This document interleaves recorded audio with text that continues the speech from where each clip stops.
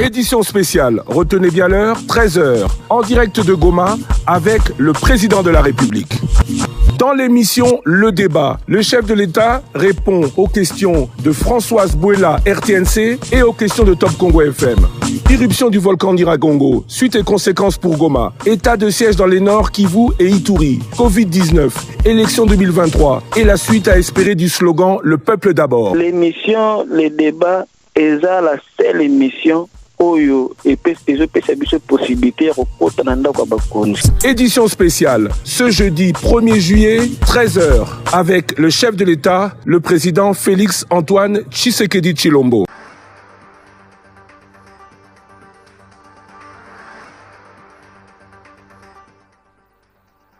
Chers auditeurs, chers téléspectateurs de la radio-télévision nationale congolaise et de Top Congo FM, bonjour à tous.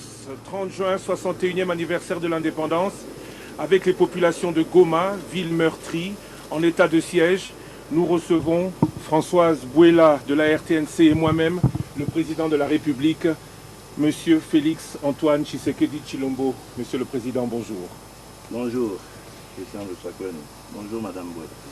Merci, bonjour, Monsieur le Président.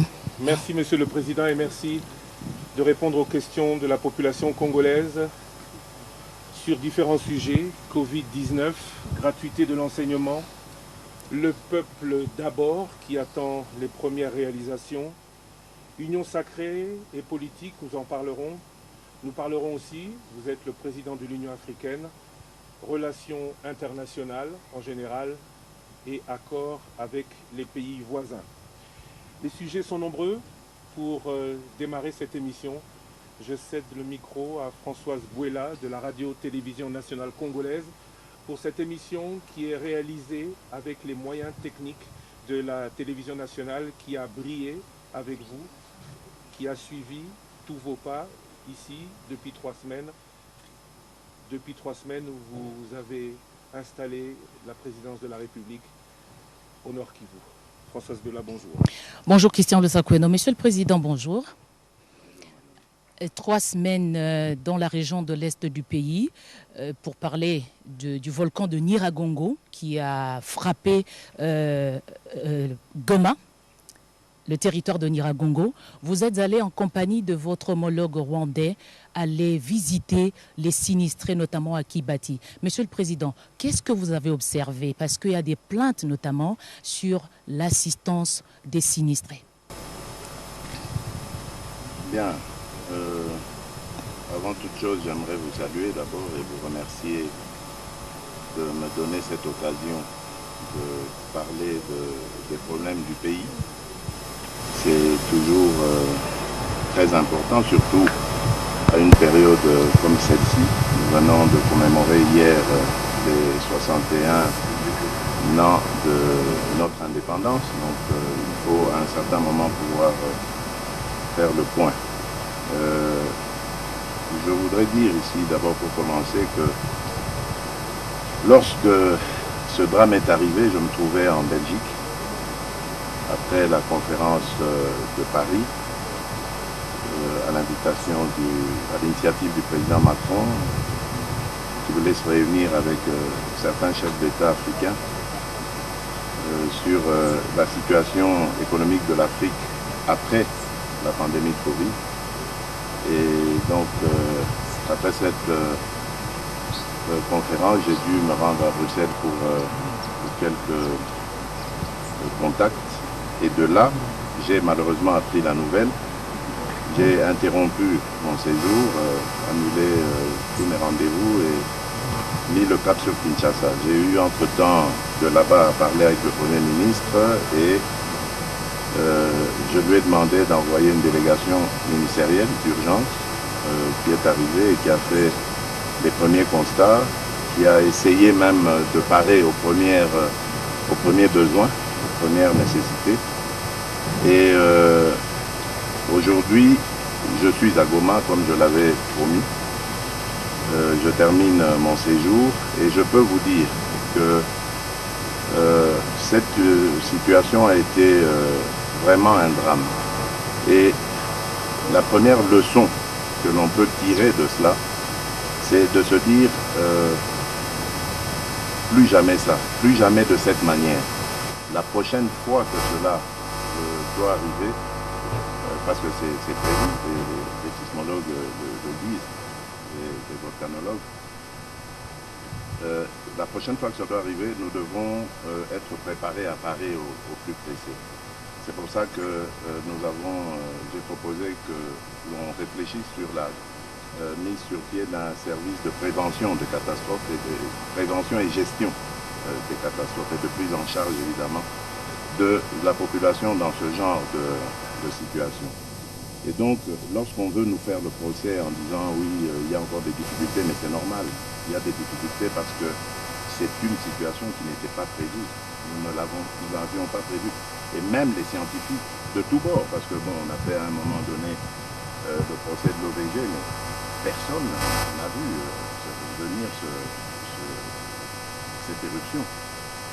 Et la première décision que nous avions prise à ce moment-là, parce que ne sachant pas dans quel sens va évoluer ce volcan, c'était d'évacuer d'abord les populations. Et je préfère avoir plutôt des problèmes de gestion humanitaire comme on les a aujourd'hui, plutôt que des gestions de drames humains avec des décès en catastrophe, de destruction en monstre.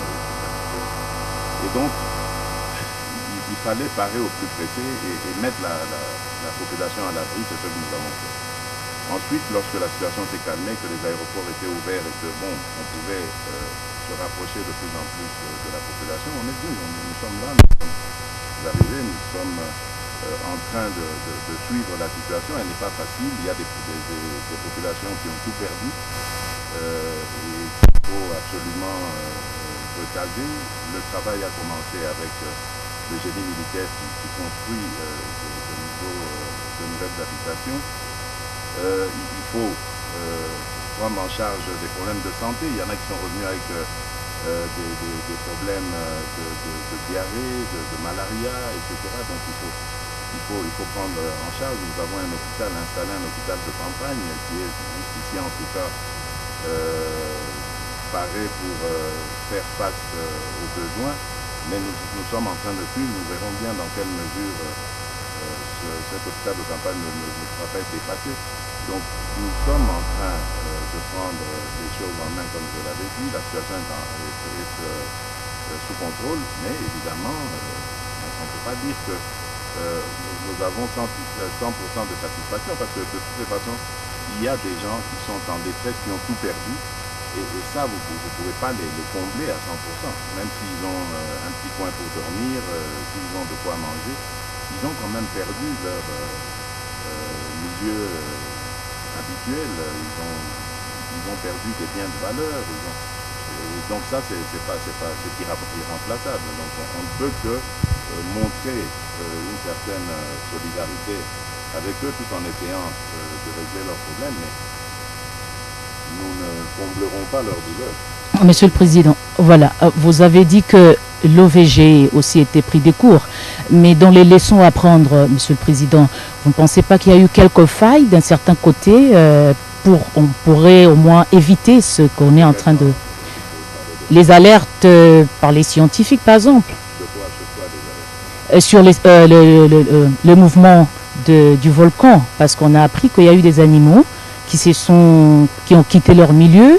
Ça pouvait au moins alerter parce que c'est... Je ne sais pas avec qui vous avez parlé, mais moi je parle, je vais encore d'ailleurs aller le voir aujourd'hui, le directeur de l'observatoire qui m'a dit, pour la première fois, il n'y a eu aucune alerte. Et même les animaux qui, d'instinct naturel comme ça, parfois préviennent par leur attitude, n'ont même pas eu ces attitudes qui peuvent alerter les populations. Je ne sais pas avec qui vous avez discuté, mais moi je vous parle, et je crois que c'était devant les médias d'ailleurs que ce rapport était en train de m'être fait. C'était au moment où j'ai été, avant d'y aller à nouveau avec le président Kagame, voir le site de Nyiragongo. Et c'est là qu'il a dit qu'il n'y avait aucun signe. Et pourtant ils ont des capteurs disposés de part et d'autre du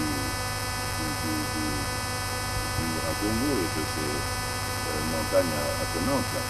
Eh ben, ils n'ont rien pu déceler. Ça, il l'a dit clairement, il n'y avait aucun signe. Donc, on ne peut pas leur faire le procès d'incompétence ou de culpabilité. Aujourd'hui, comme vous l'avez dit, Monsieur le Président, on doit se réjouir que Goma est resté quasi intact, en tout cas la ville. Gloire à Dieu. Goma, dont on voit, pour ceux qui ne sont pas venus depuis de nombreuses années, un dynamisme économique surprenant, diront certains. Admirable, moi je trouve. Qu'est-ce que cela inspire au chef de l'État d'un pays où ce dynamisme ne semble limité qu'à une région? Est-ce que le Nord Kivu va devenir un exemple? Bien sûr. Ou est-ce que...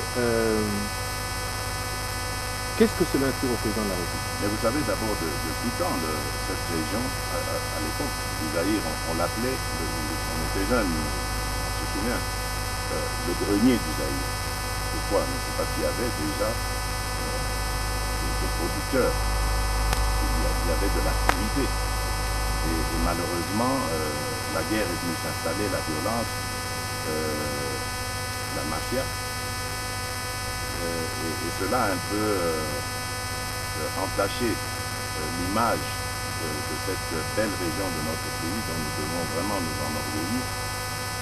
Mais ça n'a pas, et c'est ça qui est admirable, eu un impact sur l'enthousiasme, sur le sens, l'esprit de créativité qu'il y a ici, l'esprit d'entreprise qu'il y a chez nos compatriotes ici.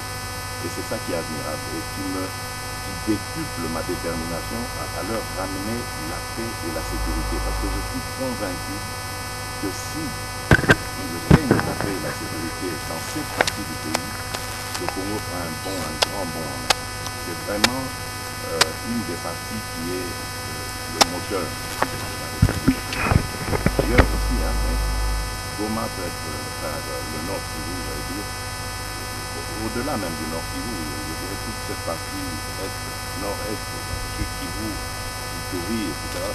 Si on impulse, si on ramène la paix, la sécurité, on installe les incitants nécessaires pour booster l'esprit d'entreprise, encadrer les investisseurs, les rassurer, on fera un bond considérable. Goma est exemple pour la République démocratique du Congo, pour d'autres provinces? Oui, il doit servir d'exemple. Mais je disais, il n'y a pas... Ce qui est magnifique dans notre pays, c'est que chaque partie a ses spécificités. Et si on met toutes ces parties ensemble, dans la paix, la sécurité, le respect des droits et des libertés, la justice, une vraie justice, je crois qu'on va avoir un pays formidable. Pourtant, le Nord Kivu est en état de siège. Parlons de cet état de siège. Est-ce que l'on peut dire que c'est un succès à la date d'aujourd'hui et combien de temps va-t-il durer? Vous êtes très pressé. Très pressé, l'état de siège, ce n'était que début mai. On va peut-être maintenant, bientôt, là, être à 2 mois de cela. Vous allez vite en besogne. Vous demandez trop tout de suite. Et c'est assez perturbant pour nous qui gérons les choses. Parce que nous devons faire le point de la situation. Attention, on parle ici de 20 ans de situation de non-État, de 20 ans de violence systématique, de 20 ans de système, de fonctionnement de système mafieux qui a touché plusieurs secteurs et malheureusement aussi les secteurs institutionnels tels que l'armée, tels que certaines autorités du pays, etc. Donc, tout ça, c'est pas à détricoter en 1 ou 2 mois d'état de siège. Vous allez vite en besogne. Mais c'est quoi l'avantage de l'état de siège? Parce que c'est ça qu'il faut regarder. Ça veut dire que si nous avons des administrateurs militaires qui ont la prérogative d'être les yeux et les oreilles du chef de l'État. et qui ont de l'expérience, parce qu'on n'a pas pris n'importe qui, ce sont des officiers supérieurs de notre armée qui sont outillés, expérimentés, qui connaissent notre armée, son fonctionnement, ses faiblesses et ses qualités. Et donc, en plus de ça, ils vont avoir la tâche administrative de gérer la province. Et comme la mission première, elle est sécuritaire, de ce côté-là, nous pouvons être sûrs que nous venons de renforcer nos capacités de gestion de nos forces de défense. Avec eux, j'ai reçu une tonne d'informations nécessaires pour renforcer les capacités de notre armée, de nos forces de défense, de sécurité, de renseignement. Et le temps que tout ça se mette en place, parce qu'il y a des effectifs à apporter, il y a de la technologie à mettre en place, il y a de la capacité à apporter à nos forces. Tout cela ne va pas se décider en un claquement de doigts. Il faut du temps pour que ça se mette en place. Mais au moins, puisque ces gouverneurs militaires sont là, les opérations ont déjà commencé, d'ailleurs affichent leurs résultats. Nous allons apporter à cela en plus la mise sur pied très prochaine, en tout cas, du processus de la coordination du processus DDRCS, donc désarmement, démobilisation, réinsertion communautaire, j'insiste, parce que la particularité cette fois, c'est de travailler avec les communautés pour encourager nos compatriotes qui sont, pour moi, dans la perdition en allant dans ces groupes armés, à sortir. Mais maintenant, ça ne va pas s'arrêter qu'à sortir. Il faut les prendre en charge, bien les gérer, les encadrer, les désendoctriner pour les réinsérer davantage dans la société, peut-être avec une qualification qui ferait qu'ils ne seront plus tentés d'aller dans ces aventures et vont se consacrer à la construction de la société dans laquelle ils vont retourner, dans laquelle ils étaient, ils vont retourner. Et puis il y a la stabilité. Donc DDRCS, c'est la stabilité qui, au bout, est visée. Monsieur le Président, puisque vous parlez de DDRS, jusque-là, vous n'arrivez pas à nommer les animateurs alors que vous avez fait des annonces. C'est pas que je n'arrive pas, vous faites bien de le dire. Mais écoutez, il y a eu avant cela d'autres processus DDRCS. C'est pas de nommer qu'il s'agit ici, c'est d'être sûr des personnes d'abord qu'on va désigner, mais surtout du résultat. Et c'est ce que nous faisons au préalable. Nous préparons les choses pour que lorsque les animateurs, comme vous les appelez, vont arriver, qu'ils soient à l'aise pour faire leur travail et surtout qu'ils nous amènent le résultat escompté, c'est-à-dire la sortie, les redditions que nous attendons et la prise en charge de ces miliciens pour les réinsérer dans la société, les rendre utiles à la République. Ça pourra prendre encore un tout petit peu de temps? Non, plus beaucoup, c'est une question de jours. Plus beaucoup de temps. Monsieur le Président, vous avez dénoncé la mafia dans l'armée. C'est quand même contradictoire. Vous dénoncez la mafia, mais vous confiez la gestion de l'Ituri et du Nord Kivu aux militaires. La question de la confiance se pose. Madame, il y a de la corruption en République démocratique du Congo. Dois-je vous considérer comme une corrompue? Vous êtes congolaise, je suppose, non? Dois-je vous considérer comme une corrompue? Pourtant, la corruption est endémique en République démocratique du Congo. J'ai toujours dit, madame, que s'il y a un lieu où on peut encore trouver des gens qu'on peut appeler des patriotes dans ce pays, c'est bien notre armée. Et c'est pour ça que depuis mon accession à la magistrature suprême, j'ai tout mis en œuvre pour améliorer le sort de ces hommes en armes. Et de ces femmes aussi, parce qu'il y a des femmes parmi eux. Parce qu'ils le font preuve d'un patriotisme extraordinaire. Vous ne connaissez pas, madame, les conditions dans lesquelles ces gens vivent. Mais ils font fi de tout cela et ils donnent leur vie pour nous. Mais malheureusement, parmi eux, comme dans toute organisation, il y a des brebis galeuses, malheureusement. Et c'est cela, c'est là que je veux extirper de cet ensemble exemplaire qu'est notre armée nationale. Comment vous allez faire? Mais le travail continue. Il y en a déjà qu'on commence à interpeller, il n'y a pas de problème.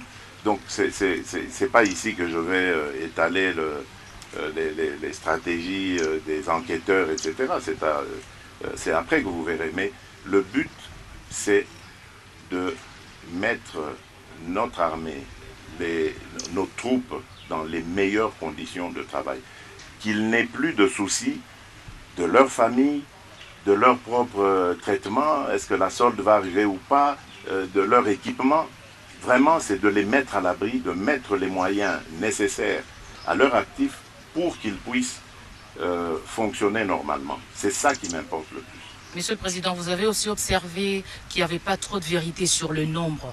Bien sûr, mais c'est tout ça quand je vous parle de mafia, mais c'est ça. Donc ça veut dire, on savait qu'on était en sous-effectif, mais on a fait passer, on a fait croire qu'il y avait assez d'effectifs et les moyens sont même sortis pour payer alors qu'on savait que c'était des opérations retour. Enfin, il y a eu des choses comme ça, mais ce ne sont pas les hommes de troupe, pas ceux qui meurent au combat. Ce sont les autres, les responsables de cette mégestion, de cette mafia, ce sont eux qu'il faut poursuivre et condamner pour haute trahison, parce que c'est vraiment exposer nos militaires à une mort certaine en les traitant de cette façon. Vous avez dit, Monsieur le Président, que cette situation dure depuis 20 ans, qu'elle ne va pas s'arrêter rapidement. Alors parlons... J'espère qu'elle s'arrêtera le plus tôt possible, mais il ne faut pas nous demander d'y mettre fin maintenant, alors que ça existe depuis 20 ans. J'ai l'impression qu'on a plus d'exigences vis-à-vis de nous que vis-à-vis de ceux qui nous ont précédés dans la gestion de ce problème. On a beaucoup plus d'espoir en vous, puisque merci. L'initiative vient de vous. Si nous inspirons de l'espoir, c'est déjà ça. Maintenant, il faut capitaliser. Parmi ceux qui profitent de ces 20 ans, ou qui ont profité pendant ces 20 ans, il y a les FARDC, mais pas que.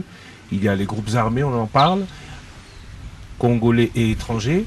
Mais il y a aussi, on les a souvent cités, on parle de plus de 20 ans de guerre, des pays étrangers. Est-ce qu'aujourd'hui, l'accord que vous avez conclu avec le président Paul Kagame et un autre avec le président Yoweri Kaguta Museveni d'Ouganda pour le deuxième, du Rwanda pour le premier, pays agresseur hier, est-ce que ces accords sont la matérialisation de ce que disait le président Sarkozy quand il s'adressait au Congrès, députés et sénateurs, il y a quelques années, en leur disant qu'il faut partager les richesses de la République démocratique du Congo pour avoir la paix?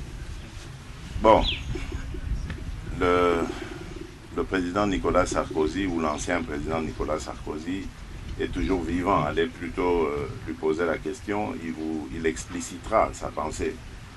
Mais je ne crois pas qu'un homme responsable, il ait pu penser en disant cela que le Congo devait donner des pans de son territoire où se trouvent des ressources minières au Rwanda et à l'Ouganda. De toutes les façons, si c'était ça son vœu, ça ne se ferait pas. Moi, je ne vois pas les choses de cette manière.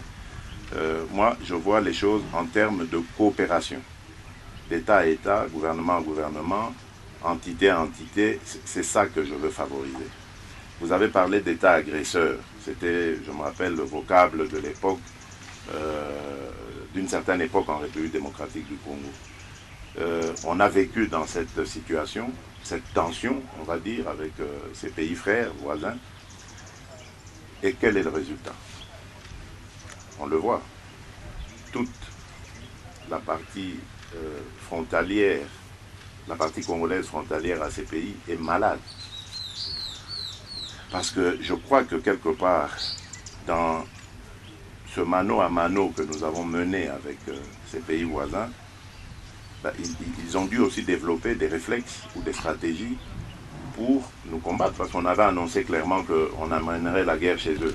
Donc, vous n'allez pas dire à quelqu'un, demain je viens chez vous pour vous agresser, et lui il va vous attendre. Non, il va se préparer à y faire face. Donc c'est un peu ça qui s'est passé. On ne va pas juger le passé ni le contexte dans lequel c'est arrivé. Je ne suis pas de ce genre-là. Moi je suis de nature optimiste. J'aime regarder l'avenir. Je me dis, il y a eu beaucoup de mal entre nous. Aujourd'hui, il faut tirer un trait sur le passé et se dire, bon, regardons en face ce qu'il faut faire. Attention, je n'ai pas dit, on ferme le dossier judiciaire, justice. On a plusieurs possibilités de cela, mais moi je crois qu'avant de faire un quelconque procès, ouvrir une quelconque enquête, quoique les enquêtes sont déjà faites, hein, on parle de ce rapport mapping, etc. Il faut d'abord mettre nos populations en sécurité, il faut rétablir l'autorité de l'État ici, il faut rassurer les pays voisins et faire la paix avec eux et discuter justement de ces modalités de réparation. Parce qu'il n'y a pas de pardon sans réparation. Voilà. Mais je ne vois pas comment, en continuant à traiter Paul Kagame ou Yoweri Museveni d'agresseurs, de grands méchants loups, de diables et de tout ce que vous voulez, que je ne vois pas comment on peut réussir à obtenir justice et réparation. Donc il faut à un moment donné savoir tirer un trait sur ça. Je prends l'exemple de l'Allemagne et de la France, qui ont été des ennemis acharnés. Et parfois, l'Alsace passait du côté allemand. Et puis hop, revenait selon les péripéties, les circonstances, pendant des années, des décennies, voire peut-être un siècle. Aujourd'hui, ce sont les meilleurs amis du monde. Et leur couple forme le moteur de l'Union européenne. Certains vous diront peut-être parce que l'Allemagne a perdu devant la France. Est-ce qu'aujourd'hui, on ne négocie pas avec l'Europe? L'Allemagne n'avait pas perdu devant la France. Il y a eu une coalition, oui, il y a eu une coalition de forces qui ont fait plier l'Allemagne. Mais d'autres allaient peut-être se dire, bon, on fait profil bas, on attend le moment où on reprendra des forces et puis on repart à l'abordage. Ce n'est pas arrivé. Aujourd'hui, on peut juger ce qu'on veut, mais ils ont compris qu'il ne faut plus jamais de guerre. Et vous verrez sur l'espace européen, économique européen, il n'y aura jamais plus de guerre. Eux, ils l'ont compris. La guerre, elle est très mauvaise. La guerre, elle est nocive pour tout secteur de la vie d'un pays, d'une nation. Et donc, moi, je me dis, c'est fini ça. La rancune, la haine, ça ne sert à rien. Laissons à nos générations futures cet esprit d'entreprise, de fraternité, de coopération, plutôt que de leur inoculer cet élément de haine vis-à-vis des Rwandais, des futurs Rwandais qui ne leur auront rien fait. Donc ils vont naître comme ça, on leur met dans la tête, il faut haïr le Rwandais, il faut haïr l'Ougandais, alors que celui-là ne lui a rien fait, et vice-versa. Donc je crois qu'il faut savoir tirer un trait sur tout ça, et se dire, regardons ce qu'il y a de positif à faire. Et aujourd'hui, je m'en réjouis parce que nous avons, c'est vrai, c'est encore balbutiant, c'est des petits projets. Il y a le projet de route Kassindi, Beni, Butembo, et plus tard peut-être Goma. Il y a cette coopération entre la Sakima et une entreprise rwandaise pour relancer l'industrie d'or, etc. Donc, ce sont des petites, comment j'allais dire, les prémices, des petits exemples, des petites initiatives, mais qui, à mon avis, seront appelées à grandir. Et c'est tant mieux pour la paix, pour la sécurité et surtout pour le bien-être de nos populations respectives. Pour terminer avec ce dossier état de siège, la fin de l'état de siège coïncidera-t-elle, selon vous, au retour à la situation initiale de paix? Parce que la crainte, c'est qu'une fois que l'état de siège se termine, une fois que la paix est revenue, l'absence de l'État que l'on observe un peu partout, dans des contrées où on a un commerce de coltan, de minerais que tout le monde nous envie, cette situation ne revienne à l'initiale? J'ai pas très bien compris. Donc ça veut dire quoi une fois que les militaires seront partis, une fois que l'état de siège sera terminé, on retombe dans les ordres puisque du fait de l'absence de l'État? Non, je ne pense pas. C'est pas ça le but justement, mais l'état de siège c'est ça. L'état de siège c'est pour ramener la paix et la sécurité d'abord, mais ensuite la stabilité, l'autorité de l'État. Lorsque tout sera ramené et que les administrateurs militaires qui sont là aujourd'hui repasseront la main aux civils, mais ces derniers n'auront pas de soucis autres que de continuer la gestion telle qu'elle avait commencé en instaurant davantage la présence et l'autorité de l'État. Parlons Covid-19. L'épidémie a touché le monde entier, elle touche la République démocratique du Congo et on parle de plus de 70% d'occupation dans les hôpitaux, des sièges ou des lits Covid. Mais on parle aussi de 8 mois, maintenant de 6 mois d'arriérés de salaire pour ceux qui organisent la riposte. Est-ce qu'on peut tout bloquer, demander à tout le monde de faire des efforts et ne pas rétribuer ou bien payer ceux qui sont au front et qui prennent les risques de se contaminer et contaminer les autres? Non, non, pas du tout. Et je suis totalement d'accord avec vous. Moi, je suis solidaire de ces gens. J'ai interpellé le ministre du Budget, le ministre des Finances, et c'est là que je sais que l'argent est là maintenant, il est disponible. Simplement, les paiements vont être échelonnés. Donc je crois qu'ils vont d'abord payer deux ou 3 mois et puis ensuite résorber tout le retard. Et je précise encore ici, et je tiens à le dire, à le marteler, pour le moment, et le gouvernement le sait, nous avons 2 grandes priorités. C'est l'armée, donc la sécurité, et la santé, la lutte contre la pandémie.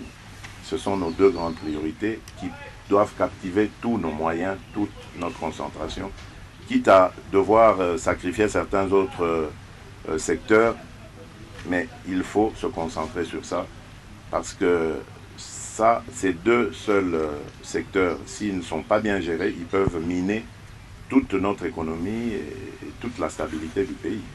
Monsieur le Président, puisqu'on parle de Covid, les vaccins sont arrivés, notamment à Kinshasa, mais vous ne venez toujours pas fait vacciner au moment où vos compatriotes arrivent quand même à le faire. Qu'est-ce qui se passe? Je crois que j'ai eu raison de ne pas le faire. Parce que celui que nous avons eu, c'est AstraZeneca. Et ça, je vais vous parler très franchement. À l'époque du ministre Eteni, le sortant de la Santé, nous étions prêts, c'était à la mi-mars, je me souviens, à lancer la campagne de vaccination. Et je crois que c'était même la veille. Et j'ai vu cette information à la télé d'abord et puis dans les réseaux, je pense. J'ai transféré d'ailleurs cette info un matin au ministre pour lui dire attention, demain nous allons lancer la campagne, mais regardez ce qui se passe en Europe. AstraZeneca, je crois que c'est suédois, je pense, si mes souvenirs sont bons. Tous ces pays scandinaves, de l'Europe de l'Ouest, etc., tous avaient pris la décision de suspendre, enfin tous, il y en avait 11 à peu près qui ont pris la décision de suspendre AstraZeneca. Pourquoi? Parce que, bon, ils estimaient qu'il n'était pas efficace, etc. Donc, a fortiori, nous qui allions bénéficier de ce produit, qu'est-ce qu'on va en faire? Donc, on ne pouvait que aller dans le même sens. Excusez-moi, je crois que je viens d'avoir la décharge d'un gentil oiseau, qui passait. C'est une bénédiction, je pense. Oui. Je ne sais pas si c'était un oiseau ou un arbre qui a laissé tomber. Alors, je parlais donc du vaccin. Du vaccin, de son efficacité. Et pour dire que à partir du moment où ces pays ont pris des mesures de précaution vis-à-vis d'AstraZeneca, eux qui en connaissent les propriétés, qui l'ont fabriqué. Donc, a fortiori, nous, on était dans l'obligation de le faire. Donc, nous l'avons fait. Nous avons suspendu cela pendant, je pense, 1 mois, jusqu'au moment où, ailleurs, ils ont levé, mais pas tous, parce qu'il y a des pays qui ont carrément interdit l'utilisation de ce vaccin. Et donc, à partir de ce moment-là, on se pose des questions. Et moi, je me suis posé des questions sans être un scientifique. Donc, j'ai demandé les avis des uns et des autres. Ils étaient partagés. La seule chose qui m'a intéressé, c'était de savoir est-ce que c'est dangereux pour la consommation de nos compatriotes. Comme je n'ai pas vu le caractère dangereux, on a laissé faire. Mais moi-même, je n'en étais pas convaincu. Aujourd'hui, il y a d'autres vaccins beaucoup plus efficaces, en tout cas ils l'ont démontré, et qui vont arriver à la mi-juillet, en tout cas au courant de ce mois.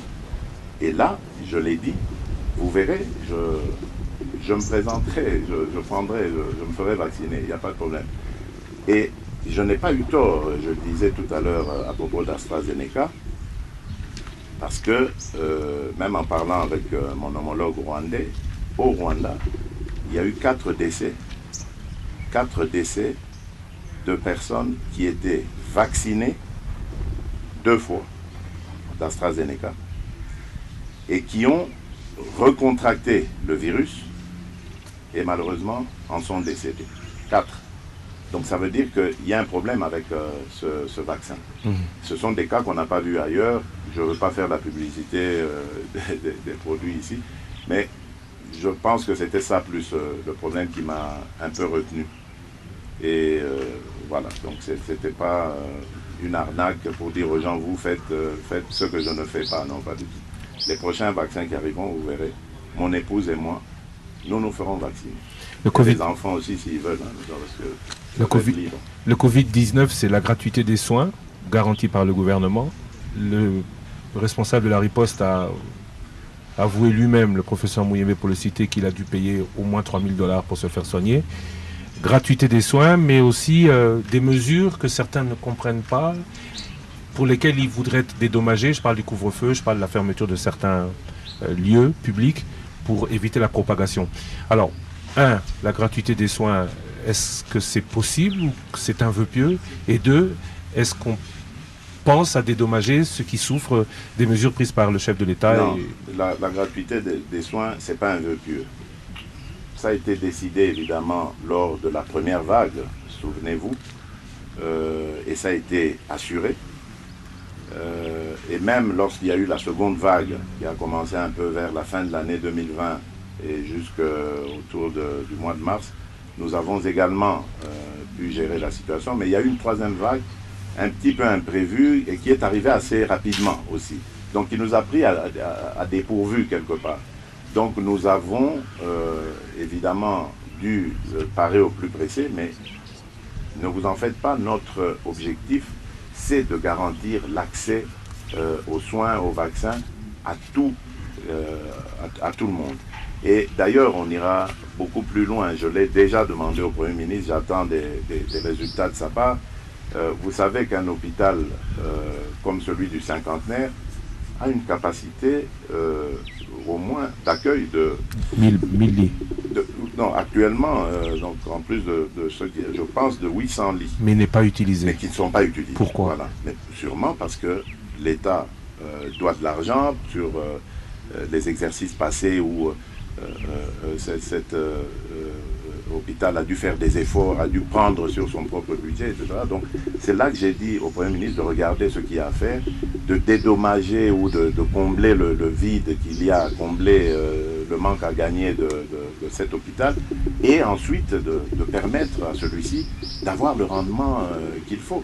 Et si nous ouvrons cet hôpital à la population, nous pourrons quand même gérer cette situation. Donc c'est possible de le faire. Ne soyons pas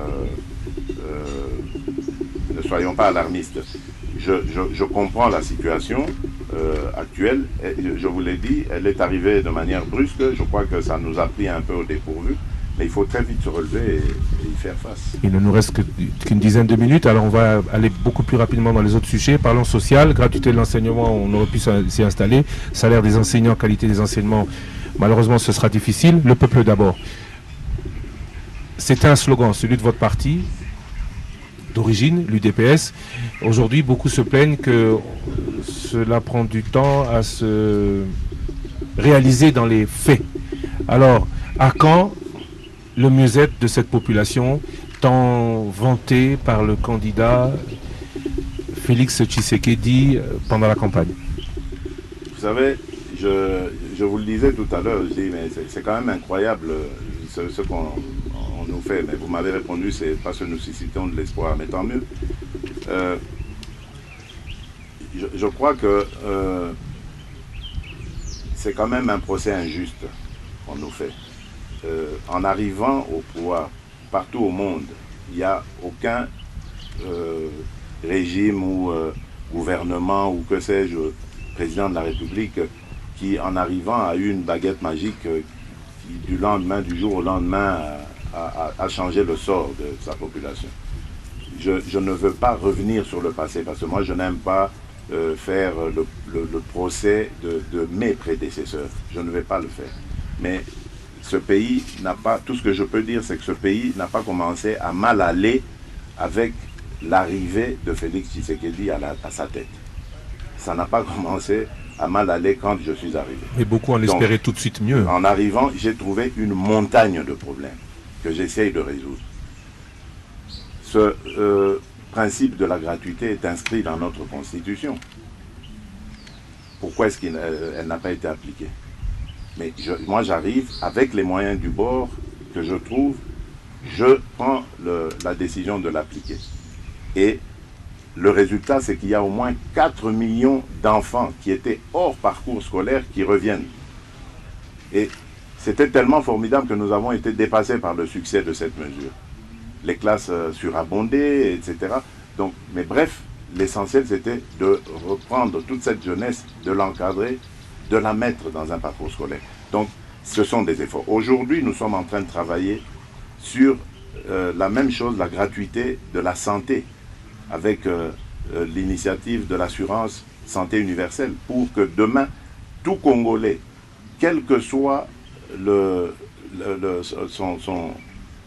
son portefeuille, puisse avoir accès aux soins de santé.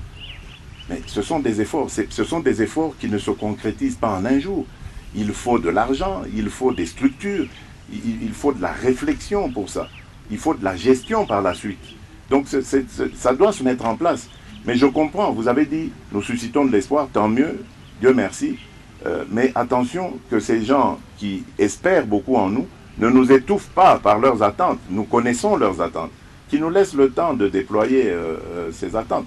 Il y avait dans ce problème, et il y a toujours, des problèmes politiques, il y avait des problèmes institutionnels, de fonctionnement des institutions. Il y avait des problèmes de sécurité, il y en a toujours, je dis. Donc, ce sont tous des éléments qu'il faut régler pour qu'un pays soit mis sur de bons rails et puisse prospérer. Monsieur le Président, le dernier Conseil des ministres a décidé de baisser le prix, notamment de certains biens de première consommation, mais nous avons vu la réaction virulente de l'AFEC. Qu'est-ce qui se passe? Il se passe que c'est une lutte d'intérêts. Ils n'ont pas été consultés. Ce n'est pas vrai. Le ministre de l'économie, que j'apprécie d'ailleurs dans ses efforts et que je soutiens totalement, a adressé à plusieurs reprises des invitations à ces opérateurs économiques qui parfois les ont ignorés ou des fois envoyé des personnes qui ne pouvaient pas, des représentants qui ne pouvaient pas prendre de décision. Le ministre s'est retrouvé à un moment donné coincé. Il devait prendre une solution, une décision. Et je crois qu'il a bien fait de prendre cette décision parce que ça a fait réagir l'AFEC. Et donc ça l'oblige maintenant à venir à table et à discuter. Et c'est ce que j'encourage, moi. Il faut discuter. Parce que les uns sont les opérateurs économiques, ils regardent leurs intérêts, sont des privés, ils ne sont pas là pour nos beaux yeux, ils sont là pour faire des affaires, pour prospérer. Et d'ailleurs, moi aussi je les encourage et je ferai tout pour les aider à prospérer. Mais attention, ils sont les partenaires de l'État. Et l'État est là pour garantir le bien-être des populations. Et donc, à ce moment-là, ils doivent se mettre autour d'une table et discuter avec l'État pour l'intérêt de la population. Parce que c'est celui-là que nous cherchons. Ce sont les Congolais qui nous ont mis là et qui attendent des résultats. On venait d'en parler là tout à l'heure. Donc, nous devons absolument tout mettre en œuvre pour soulager, tant soit peu, le quotidien de nos compatriotes. C'est ça que nous poursuivons comme objectif. Il ne nous reste que 4 minutes. Nous rappelle la je production. Vous en rajoute 10 ou 15 si vous voulez. Avec votre autorisation, voilà. Françoise Bola. Il ne faut pas qu'on vous mette sous pression. Hein. Merci, Monsieur le Président. On n'est pas sous pression. Alors, généralement, à pareille circonstance, à la faveur du 30 juin, vous avez eu accordé des grâces à certains prisonniers, notamment ceux du procès de 100 jours. Cette année, vous comptez répéter ça? Oui, bien sûr, mais j'attends les propositions. C'est la ministre de la Justice qui doit me les faire. Je ne connais pas tous les cas. C'est elle, la spécialiste, c'est elle qui me les transmettra. Puisqu'on parle de certains cas. Oui, certains cas, justement, il y en a d'autres comme Vital Kamerhe. Il peut espérer obtenir une mesure de grâce de votre part. Vous pensez que c'est ici que je vais répondre à cette question? Vital Kamerhe, c'est mon frère. Je suis totalement désolé de ce qui lui arrive, affecté aussi. Je ne l'ai pas voulu, contrairement à certains dirent mal intentionné. Je ne l'ai pas voulu. Dès le départ de cette affaire, je vous rappelle d'ailleurs, c'est au sein d'un conseil de ministres que c'était parti à l'époque du Premier ministre Ilunga Ilunkamba. C'est lui d'ailleurs qui avait sorti le problème ouvertement en séance. Puis le ministre de la Justice de l'époque a renchéri en disant, Monsieur le Président, ce que vient de dire le Premier ministre ne vaut même pas une instruction de votre part. Dès demain, je saisis la justice. Ce jour-là, ce conseil n'avait pas été couvert par mon directeur de cabinet habituel, c'est-à-dire Vital Kamere, mais c'était un de ses adjoints. Et donc, après, je l'ai fait venir, je lui ai posé la question, je lui ai dit, tiens, on a parlé des fameuses maisons qu'on a à construire dans ce programme des 100 jours. Est-ce que c'est notre affaire? Il a dit non, c'est pas notre affaire. Je dis bon, ça va. Donc, que la justice fasse son travail. Et malheureusement, de fil en aiguille, on en est arrivé là. Ce que je peux accepter comme reproche, c'est que on me condamne de ne pas avoir donné des injonctions à la justice pour qu'elle ne fasse pas son travail et que lui ne se retrouve pas dans cette situation. Mais alors, dans ce cas, qu'on me dise qu'est-ce que j'aurais fait de mes principes, alors, qui sont de laisser la justice libre de faire son travail. Mais bon, ce qui est arrivé, nous le déplorons tous. Je continue à croire que Vital Kamere est non seulement quelqu'un de sérieux, de correct, mais en plus quelqu'un dont la République a besoin. Grâce à son intelligence, grâce à son expérience. Et je suis convaincu qu'il jouera à nouveau un rôle dans ce pays. On parle de justice, parlons corruption, toujours présente de manière endémique, vol, vous venez de citer les détournements des soldes des militaires. Il y a l'IGF qui fait son travail, il y a aussi la PLC dont le rôle est de lutter contre la corruption. Est-ce que ces coordinations, ces bureaux, ces agences qui sont au sein de la présidence de la République pourront aller jusqu'au bout? Est-ce qu'il n'y a pas le risque qu'elles remplacent la justice? Est-ce que tout ce qu'elles diront sera suivi des faits? Bon, ça c'est l'avenir qui nous le dira. Je ne sais pas comment répondre à cette question, mais je préfère vous dire d'abord, Christian Lusakweno, qu'il y a quelque chose que je n'avais jamais soupçonné avant d'arriver au pouvoir. C'est l'ampleur de la corruption dans ce pays.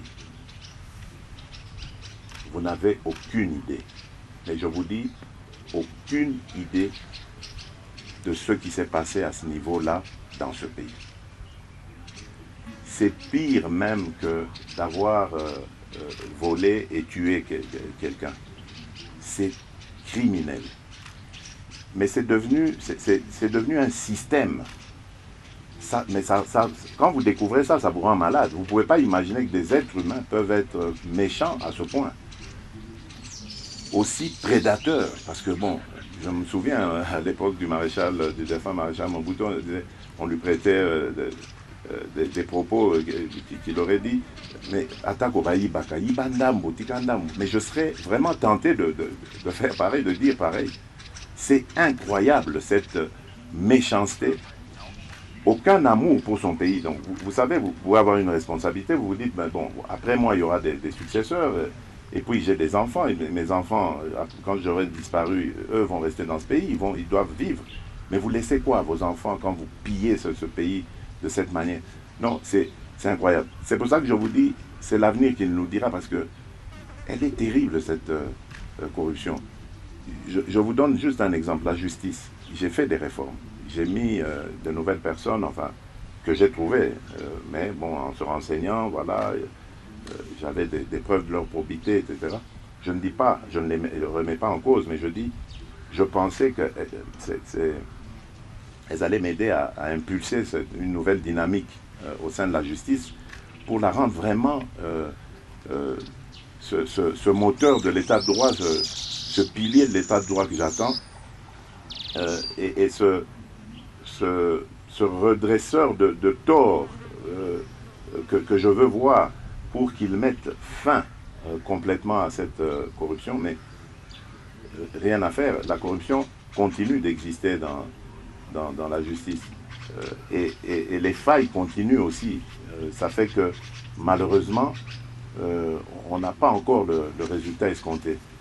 Et donc vous voyez, ce n'est qu'un exemple parmi tant d'autres pour vous montrer que, bon, il y a un problème. Peut-être qu'il y a des efforts à fournir de la part des autorités dans le sens où on doit peut-être mieux rémunérer ces gens pour les empêcher d'avoir cette boulimie à vouloir régler les problèmes de leur manière.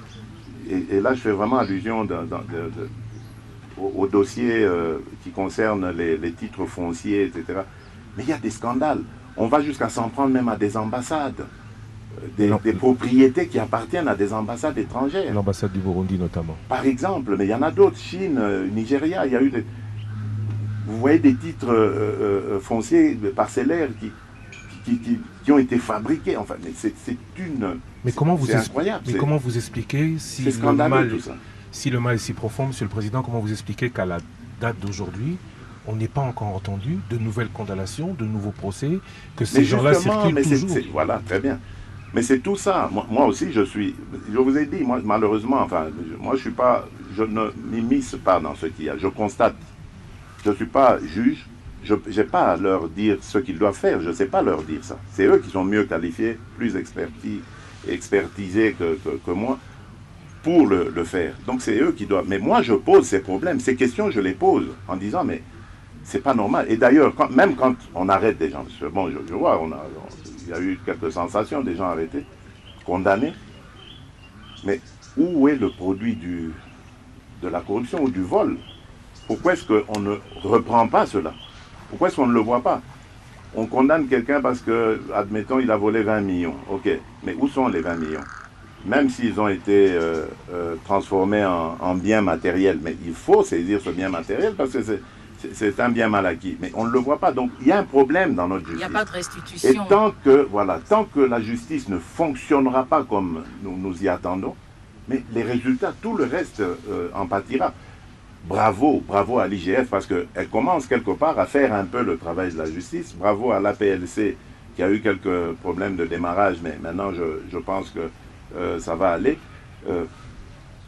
Parce qu'ils font leur travail, mais ça ne suffit pas. Si la justice ne fait pas le sien, il n'y aura pas d'efficacité. Et ça, j'ai vraiment voulu taper sur la justice parce qu'ils le savent.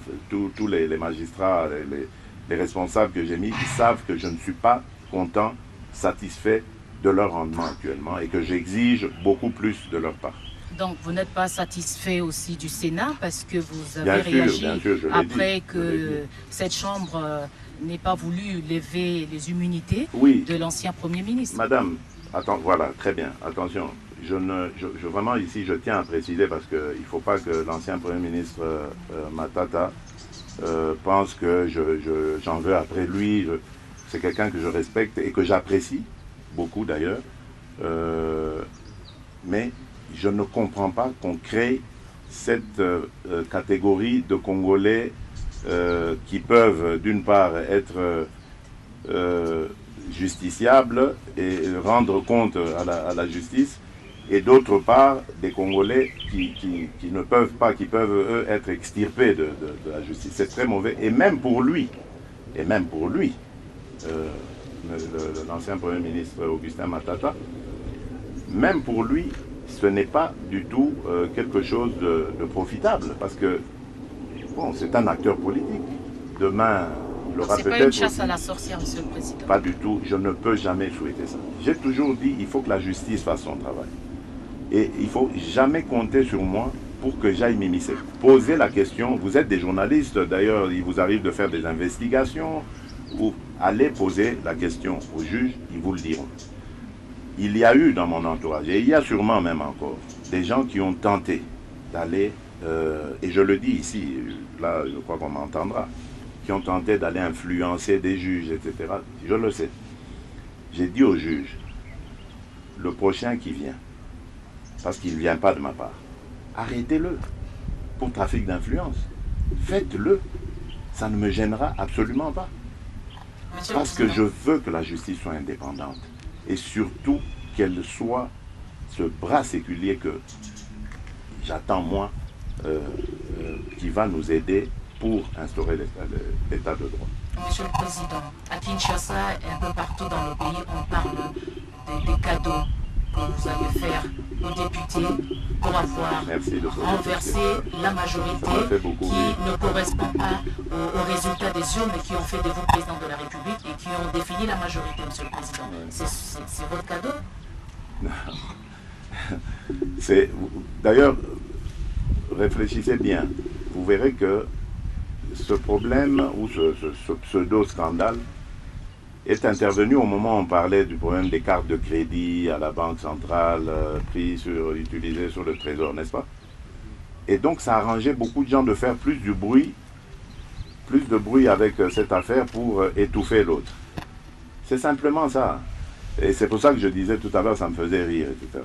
Mais comment voulez-vous corrompre 500 députés? Parce que notre Assemblée nationale fait 500 députés. C'est 500 véhicules qui ont été commandés. Donc ça veut dire que même l'opposition aussi, alors je vais la corrompre. Ça n'a pas de sens. Souvenez-vous, au moment où nous construisions cette union sacrée, j'avais reçu les députés de l'Assemblée nationale. Et dans notre discussion, je leur ai dit, écoutez, les amis, moi je ne suis pas votre autorité morale. Déjà, oubliez ça. Moi, je veux une discussion d'égal à égal avec vous. Vous êtes les représentants de notre peuple. Vous devez faire votre travail comme il se doit.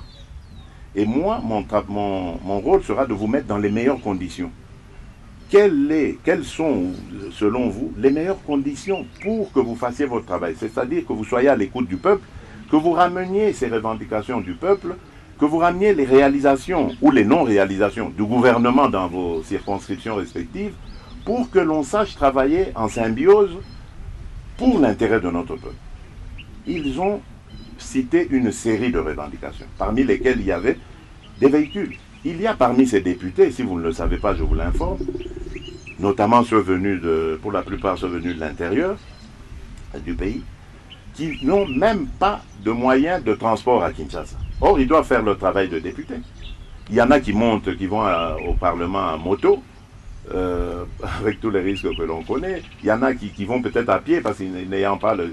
Alors, ils posent le problème, ils disent, Monsieur le Président de la République, nous voulons, comme dans les législatures passées, avoir aussi des véhicules pour pouvoir, qui vont payer à leurs frais, hein, je le signale ici. C'est pas que le président a une cagnotte quelque part qu'il... Mais certains ne reconnaissent pas, Monsieur le Président, d'avoir signé de crédit. Non, il n'y a pas de crédit, justement, parce que peut-être ça, c'est une méthode qui se passe. N'oubliez pas que l'Assemblée nationale a une certaine crédibilité, une certaine autonomie financière, etc. L'Assemblée nationale peut, et c'est déjà arrivé, rappelez-vous au Sénat, il y a eu à un moment donné une polémique avec l'ancien président du Sénat, M. Alexis Tambo Mwamba, qui avait fait faire des travaux, contracter des crédits pour faire des travaux. Mais voilà, c'est des choses comme ça qui arrivent. Donc maintenant qu'on pose la question, qu'on n'accuse pas directement de corruption, l'Assemblée nationale, avec son bureau, son président, ont tout à fait le droit de prendre langue avec des opérateurs économiques, des vendeurs d'automobiles, pour voir comment, ensemble, ils peuvent faire les montages financiers qu'il faut afin de fournir ces véhicules. Ce que j'avais fait, moi, c'était de dire, oui, je suis d'accord avec vous, pour optimiser votre rendement, eh bien, vous allez avoir des véhicules. Mais on ne va même pas s'arrêter là, on va continuer. Je l'ai même dit d'ailleurs dans mes discours à la nation. Nous allons renforcer le rôle de nos représentants nationaux en leur allouant, à chaque fois qu'ils vont en vacances parlementaires, un budget à chacun des députés pour que, quand ils rentrent dans sa circonscription, ils puissent avoir les moyens de se mouvoir, d'aller auprès des populations, de poser même certains actes, comme on le voit sous d'autres cieux, avec un budget. Mais pourquoi on ne parle pas de ça? Pourquoi là on ne dit pas que c'est de la corruption? Parce que je plaide aussi pour ça. Et s'il y a des moyens dans les caisses de l'État, je plaide pour qu'on leur donne certains moyens, qu'ils puissent faire leur travail. Parce que c'est ça que je veux. Je ne veux pas d'une chambre d'enregistrement Moi, je veux une chambre de représentants, des gens qui vont parler au nom de la population. D'ailleurs, une des preuves, rappelez-vous, il y a eu un débat, j'ai vu des gens qui se gaussaient de ce qui était arrivé, mais pourtant, moi, j'étais heureux de voir que moi, j'avais parlé de prendre des mesures par rapport à l'état de siège en demandant aux chambres de partir en congé et donc la loi d'habilitation, donc j'étais en train de chercher le mot, donc je voulais qu'ils votent cette loi d'habilitation pour que je puisse moi-même commencer à décréter cet état de siège sans devoir me référer, sa prolongation j'allais dire, sans devoir me référer à l'avis des chambres. Mais vous avez vu que démocratiquement, ils ont discuté, ils ont dit non, Monsieur le Président, vous n'avez pas raison. Donc moi j'avais émis un avis, eux ils ont décidé et je me suis incliné. C'est ça la démocratie que je veux voir. Le président n'est pas un surhomme qui a toujours raison, qui quand il a parlé tout le monde doit se taire. C'est pas ça que je veux. Moi je veux d'un pays où tout le monde a sa place et tout le monde a son mot à dire. Merci beaucoup, Monsieur le Président, de nous avoir accueillis, dans votre résidence ici à Goma, d'avoir accepté de nous accorder de votre précieux temps pour répondre aux questions que les Congolais se posent. Ici se termine cette émission. Il y a beaucoup de sujets qu'on n'a pas pu aborder malheureusement, faute de temps, malgré les 15 minutes supplémentaires que vous nous avez accordées. Ah, j'ai même pas regardé, on a pris les 15 minutes. Juste une question que personne ne nous pardonnera de ne pas avoir posée. Vous aviez promis de dire, une fois arrivé au pouvoir, quel est le salaire du président. Alors je vous la pose, si vous êtes en mesure de nous répondre, oui. Vous voulez que je vous parle très sincèrement avec mon cœur? Oui, Monsieur le Président. Je ne connais pas mon salaire. Je vous le dis très sincèrement. Je suis incapable de vous dire combien je touche. Parce que ça ne m'intéresse pas. Je ne touche pas des masses, ça ne m'intéresse pas. Et le peu qui me reste quand je reviens de voyage et tout, je fais beaucoup de choses que je ne veux même pas évoquer ici. Parce que moi je crois que, comme on le dit dans la Bible, lorsque la main droite donne, la gauche doit ignorer. Mon salaire ne m'intéresse même pas. Mais je sais qu'il n'est pas exorbitant. Et d'ailleurs, ça me donne l'occasion, peut-être le passage ici, pour dire exactement, je suis pour que l'on baisse le train de vie de l'État. Et en ce moment, d'ailleurs, j'ai donné des instructions. Ça ne dépend pas de moi, ça dépend du budget. On est en train de travailler très sérieusement à cela. Et à ce moment-là, je reviendrai pour vous dire exactement, au centime près du franc congolais, ce qu'est mon salaire. On a parlé tout à l'heure d'espoir que vous suscitez, que vous avez suscité, que votre élection, que votre arrivée au pouvoir a suscité. Vous avez récemment évoqué cet espoir et déclaré que si vous n'êtes pas en mesure d'accomplir tout ce que vous avez promis en 5 ans, vous briguerez un nouveau mandat. Alors, ces élections 2023, on en parle beaucoup. Auront-elles lieu à terme ou pas? C'est une autre question. Mais est-ce que vous pensez être candidat à ce moment-là à un deuxième mandat? Bon, ici, je veux qu'on soit très clair. Parce que j'ai vu une certaine polémique qui voulait s'installer à une question qu'on m'avait posée d'un de vos confrères sur mon intention de me repositionner en 2023. Mais écoutez, je crois que cela dépendra de la volonté de la population d'abord. Ça, c'est la première des choses. Ce sont nos concitoyens, nos compatriotes qui décident de notre propre sort. Voilà. Actuellement, nous venons de composer une coalition, une union d'intention, de bonne volonté, que nous avons baptisée Union sacrée de la nation, pour répondre aux problèmes du pays. Cette union n'est pas une plateforme politique ni électorale. C'est une, comme j'ai dit, union de bonnes intentions et de bonne volonté pour avancer le pays, répondre aux attentes les plus pressantes de la population, comme la paix, la sécurité, comme On a parlé ici de l'amélioration du quotidien, du pouvoir d'achat de nos compatriotes et bien d'autres choses qui peuvent tout de suite être prises en charge. Et cela en attendant que le mandat se termine et qu'on revienne de nouveau devant le peuple pour susciter ou solliciter, j'allais dire, d'autres ou son suffrage. Et donc, en attendant d'arriver là, nous devons nous consacrer à notre mission, nous concentrer sur notre travail. Et je ne veux pas que l'on dise, que l'on pense que parce que je veux continuer, j'ai une vision pour ce pays, je veux voir ce pays se transformer. Je crois que nous avons une chance, une occasion de transformer ce pays. Nous devons le faire. Mais je ne veux pas qu'on pense que parce que j'ai cette ambition, je vais commencer à me comporter comme si j'étais en campagne. Non, nous ne sommes pas en campagne. Ça doit être très clair. Là, nous sommes au travail d'abord. Lorsque le travail sera fini, nous nous tournerons vers le peuple pour dire, si vous êtes satisfait, alors redonnez-nous confiance.